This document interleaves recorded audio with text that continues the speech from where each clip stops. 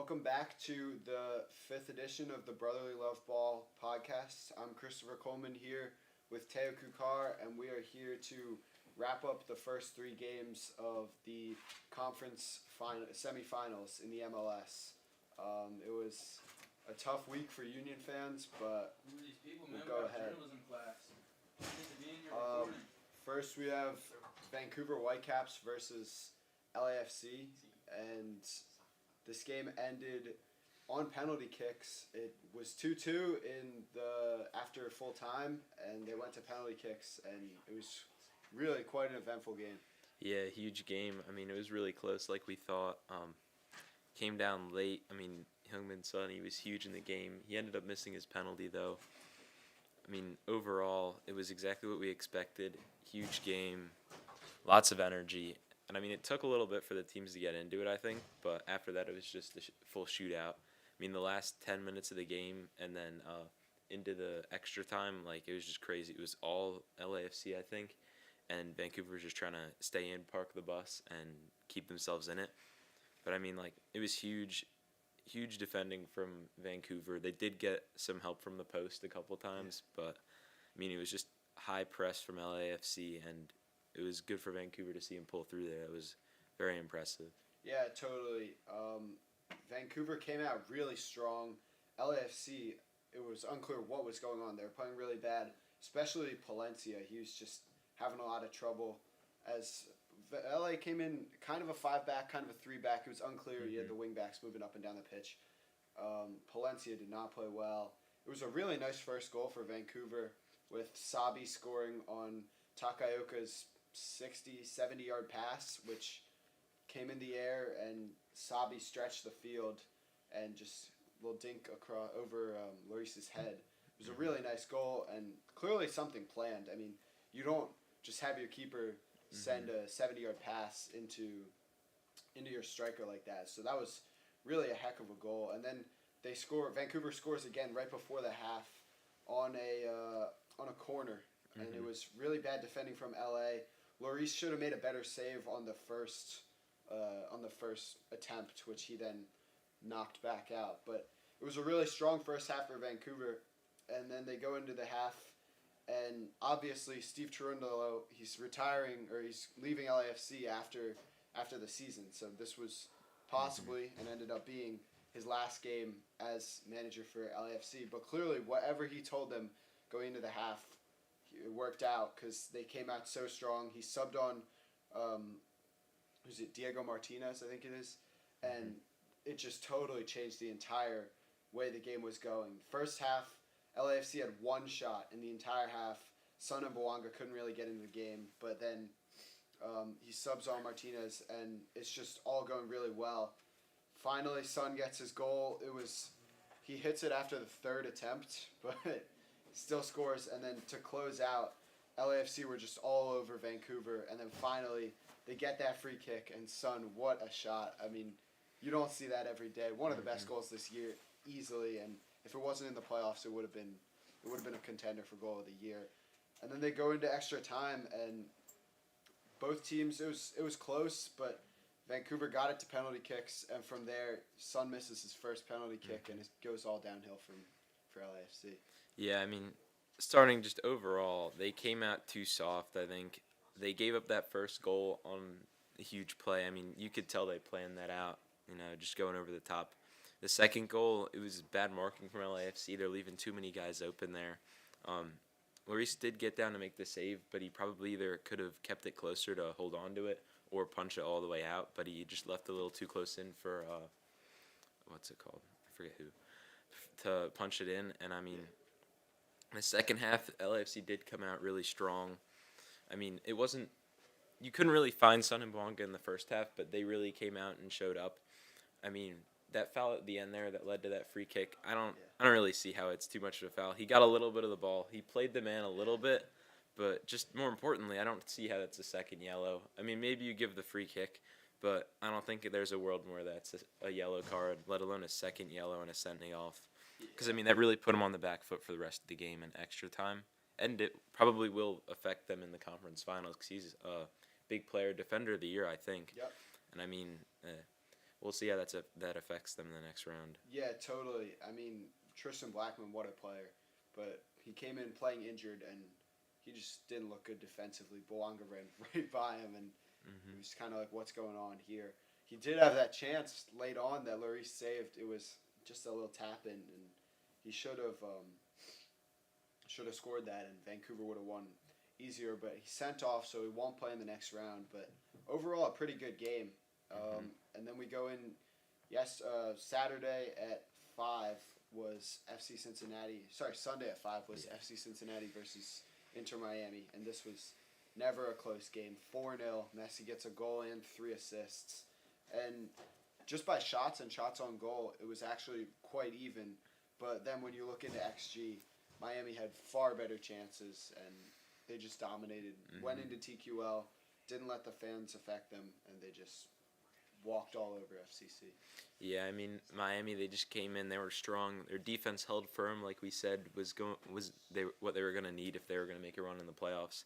They held firm, and I mean, Cincinnati, they stood no chance. They couldn't get anything going on the offensive front, and Messi was all over them. That Miami team they're really dangerous when they get going up top. Yeah, and as we said, like, as long as they're not giving up a lot of goals, this team's going to score 2, 3, 4 goals every single game. So as long as they can have a solid, compact defense, and keeper had 5 saves, you don't see that every day. So they're going to be a threat, especially going on to play NYCFC, and that was just a sad game. Yeah, we'll get back to that, but they'll be at home against New York City next weekend in the conference final. Yeah, and then later today is San Diego FC versus Minnesota United, and this one's at Snapdragon in San Diego, and this is going to be a great game. San Diego, obviously their first season. This will be their third home playoff game, and we can just anticipate a crazy crowd. I think crowd's going to be on their side. That's going to help a lot. Dreyer is sick, but I think he'll come back and play. Probably not at full strength, but do they even need him full strength for him to play well? Probably not. He's one of the best players in the league. I see San Diego winning this game, but it all comes down to that Minnesota defense and Dane St. Clair. He's best goalkeeper in the league. If they can get it to penalty kicks, I'll take Minnesota to win that. Yeah, I mean, Minnesota, they're probably the strongest defense in the league altogether.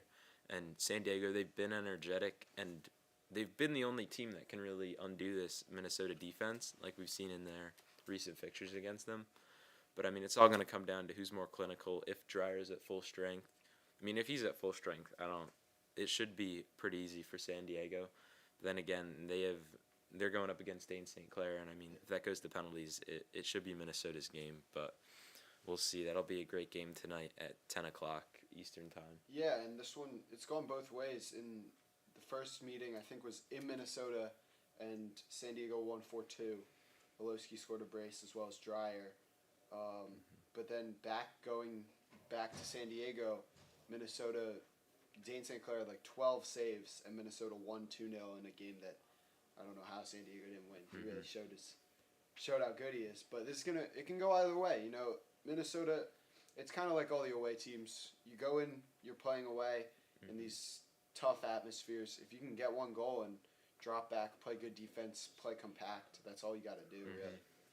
Yeah, the winner of that game will play. If San Diego wins, it'll be in San Diego against Vancouver, and if Minnesota were to win, it would be up in Vancouver.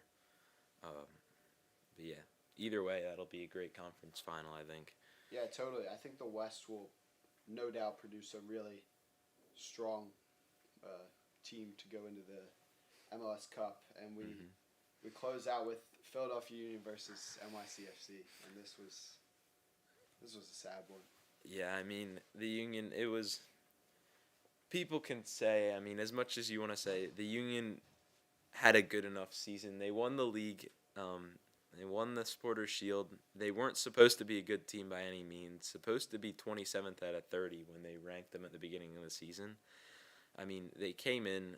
They just started off flat. I feel like it was flat for the first 5 minutes. We let New York City in too much, and then, I mean, they got a ton of chances there at the beginning of the game after they got opened up a little bit. And, I mean, they just couldn't put them away. I mean, Freese played really well. He made a bunch of saves, but, I mean, honestly, it wasn't clinical enough. Westfield, I mean, as good as he's been all season, he definitely missed one bad tap in at the end of the game, I'd say two. and two in Yeah. I think in the first half too. I mean, it was kind of disappointing seeing you're at home. You've played New York City before. They haven't been as strong in the past, but I mean, really at home, you should at least put one in. It's the playoffs. I mean, you got to get the crowd behind you, and they were behind you. It sounded pretty loud in there, but I don't know. It was. just I wasn't didn't enough. think the performance from the Sons of Ben especially wasn't really there. The atmosphere wasn't great. NYC, their fans were on their feet the entire time, banging the drums, chanting everything. Philly, it was on and off. It was just a pretty flat night. I don't know. I mean, it was cold, but it's cold for both teams. It was just flat. I don't know. The sense of urgency wasn't there. Decision making was off. No one wanted to be the hero. I think that was the problem. The Union don't have a star, and in this league, you need a star to win games, and nobody really stepped up the way they needed to. Like the urgency, though, most of all, a lot of building from the back, lots of dangerous passes. You know, balls coming into Blake, where he's on his left foot, or he's got a guy running right at him. McHugh and Glesnes, I don't know what was going on. I mean, defensively, it wasn't that bad. They had two shots, maybe the one that went in and the one that Blake saves, running backwards, which was, when you watch it back, it was a crazy save. But defensively, not a lot got in, except for that goal, which it was just bad marking. You can't lose your man on that through ball across goal. But really, for me, it was just the sense of urgency. They didn't seem to want it as much as NYC. And no doubt, NYC came in. They played really well, did exactly what they needed to do. Get that early goal. 9 men in the box just defending the entire game. Everyone behind the ball. But the Union, they just couldn't build. I don't know. It was everything. Their only chances were these over-the-top balls, which, I don't know, it hasn't been like that all year. They didn't have a lot of attacking creativity. Baribo wasn't there. It just felt like he didn't get anything. Damiani as well. Uwa, when he came in, he didn't have much. Vasilev played all right, I thought, but still not enough. I mean, really, Westfield actually played well, except he couldn't finish. Cavan came in, which was crazy, but he even helped create a lot. It just wasn't there, though, for the Union, and there's not much else to that. Yeah, they didn't have any urgency, like you said. I mean, like, you give up a goal about 30 minutes in. You got plenty of time. You don't need to panic yet, but you need to have some urgency. You can't be messing around with the ball. You got to be getting shots on target. And, I mean, they just didn't have that energy in them, I think. Baribo definitely wasn't playing. I mean, if you really wanted to think about it, I mean, he did have some rumors going to the New York teams over the summer. I don't think that's what affected it. I think it was just an off day, but it does make you think about where he's going to go over the offseason because there is a chance he doesn't sign back. But just overall, I mean, they weren't there. It wasn't really that good of a game. I mean, they looked shaky in the back. They didn't give up much, but definitely the first 20 minutes. McHugh on the side, I mean, it looked really rough. I was getting a little worried with their back passes and stuff, messing around with it a little too much. But, I mean, overall, it was a poor performance, I think, and that just can't happen in the playoffs. Totally, and especially to look into Baribo, his body language on the field was not good this week. Last night, he was getting mad about not receiving the ball, crosses in. The attacking work rate wasn't really there, especially and coming back on defense. That was the one thing I liked. Still, Damiani and Ilowski, they were moving up and down the field, putting in tackles and all that, but it just wasn't there for Baribo, and then he gets subbed off for Uwa, and I don't think a lot of people saw that coming. And I think he might be. I wouldn't be surprised if he's out of here by the winter, especially with Aladu coming in, a younger player. They'll probably pair him with Damiani and see what can happen. I don't know. Maybe Uwa comes back and they get rid of Baribo. It's hard to say. It would be. Baribo's going to want money. He's not on a DP, but Uwa's on a DP, and you don't want to pay Uwa that much money. So it'll be interesting to see where we go from there, especially also with, I think Ernst Tanner's time at the Union is probably over with everything going on off the pitch. And so they'll need to find a new sporting director. And that'll just change up a lot, especially with, all these transfers. Obviously, Ernst, he's missed on a bunch, but he's hit on so many, Glesnes, Wagner, Baribo overall has worked out. Danley's already looking like it's going to work out. A lot of these small transfers, trying to find guys in lower leagues, it's working out what he's doing. But obviously, I don't think what he's done off the field, we don't condone that. Yeah, I He's mean, going to get in a lot of trouble. just overall with those small transfers, I mean, it just shows the team model that he's built. They do get good players out of those small transfers, but like you said, we do need a star player if we're going to win games in this league, and he's never gone after one. Yeah. I mean, Thomas Miller, he wanted to come to Philly. We had the chance. He wanted to come here, and we turned him down. Like, you got to take some shots there, and I mean, that's a star player. You've seen how he's turned out in the league with Vancouver, and I mean, it's just huge for the season, I think. I mean, if we have him, that completely changes the outlook of what we did in the playoffs, I think. But just overall, I mean, like you said, Vasilev, I think Olaski, too, were bright spots on the pitch for most of the game. But just the rest of the team, I mean, even with Baribo and the rest of the team, the body language seemed a little off. The energy did, too. I mean, I was at the Chicago game, the first game of the playoffs, and it seemed off there. Even I didn't feel like it was the playoffs. Maybe that carried over. I couldn't tell because I wasn't at the stadium. But honestly, it just felt off this season in the playoffs. But you can say we did win a trophy. But Yeah. honestly, just letting it down in the playoffs, I mean, it just kind of sucks. Yeah. I feel like we could have done more. Still a great season, but ultimately, Carnell got outcoached last night. Mm-hmm. He couldn't find a solution to creating up top. He dropped Vasilev into the 6 to play next to Danley, and that didn't work. After taking out Lukic, put in Bueno. It didn't really work. At the end, it looked like we might have found a way to get in, but it just wasn't there, and just not a good way to go out. You know, there was a lot of promise for this team, but I think it'll be interesting. There's a lot of unknowns this window in the winter, seeing who stays, who goes. I don't know. It was definitely a game where if you had Quinn Sullivan, maybe it changes. Carnell couldn't find anything to switch up and find a different way to get in on the attack. We didn't really build well, I thought, once we got into the final third, and ultimately that killed us. You know, we had chances on crosses. Danley put one way over, or tried to get his head on it. It looked like the ball hit him, not he hit the ball, but just not a good showing from the Union. Yeah, no, it was a poor performance all around, I think. But it'll just be interesting to see what happens next season if Carnell does change up the model, because I think teams did try to spot that and take us out. I mean, like New York City did. They shut us down. Yeah. I mean, that could just be because they were playing a lot back and they like to play defensive now. But, I mean, even with Chicago in that first game, they did figure out a way to shut it down. And, I mean, we'll see if that happens again. It happened last year. Well, at his last tenure with St. Louis, it worked so well at the first season. They went out first round of the playoffs because they got shut down by the team that they had already played twice in the season. I mean, we already played New York City twice, and they just learned how to shut it down. Makes you think next year if we're going to follow the same path and fall off a bit. But it'll all depend and hinge on what we do in the offseason if we do go out and buy a star player. But, I mean, honestly, with the way we've acted in the offseasons before, I highly doubt it. Yeah, and I don't really see I don't see NYC going far in the playoffs after now.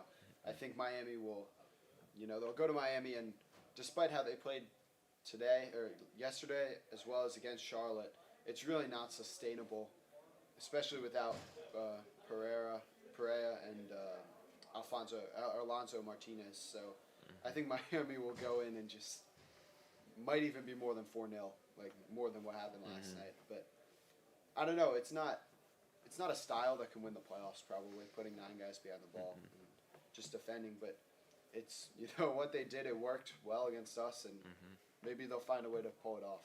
Yeah, who knows? I mean, anything can happen in the playoffs. But, I mean, honestly, now I feel like it's going to be Miami definitely in the MLS Cup final at this point.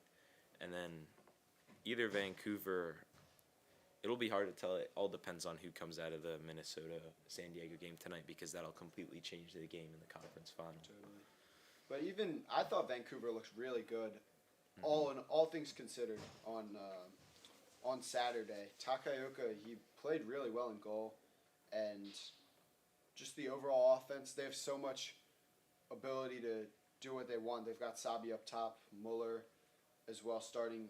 I mean, it's crazy to think that Ryan Gauld is a sub, and I believe he's a DP. He's a really good player that could start nearly anywhere, but with so much options up there. Obviously, Berhalter as well. So it'll be interesting to see where it goes. I would say, for me, I'm taking Miami 5-0 against NYC. Yeah, I think Miami will win. I don't know if it'll be a blowout. I'm going to say 4-1, 3-1. I think New York City will find a way to get one. I mean, it's a conference final. Yeah. But yeah. Yeah, it's going to be a good weekend for that. I think around the league, I know Walker Zimmerman is not going. He didn't get signed back to Nashville, which is pretty big. You know, he really embodied Nashville. He was one of their best players over the past since they came out, and 5 years ago when they became a club. So that's going to be interesting to see where they go with him, as well as Joe Willis not coming back. And I think this offseason will show a lot. The teams, if you want to contend, it's so clear that you need a star now, and there's a lot of demand for a star still. Yeah. Like, stars want to come to MLS and play, make a lot of money, play in a maybe more relaxed league. So I think that'll definitely be interesting to see overall, just across the league, where teams go from here. It'll definitely be a huge offseason for every team, I think. Yeah. But I think that'll wrap us up for today. Thank you for watching. We'll be back next week probably for looking into the MLS Cup, which is December 6th. So I'm Christopher Colman here with Theo Kuchar, Anthony Sorgi on production. Have a nice week, everybody.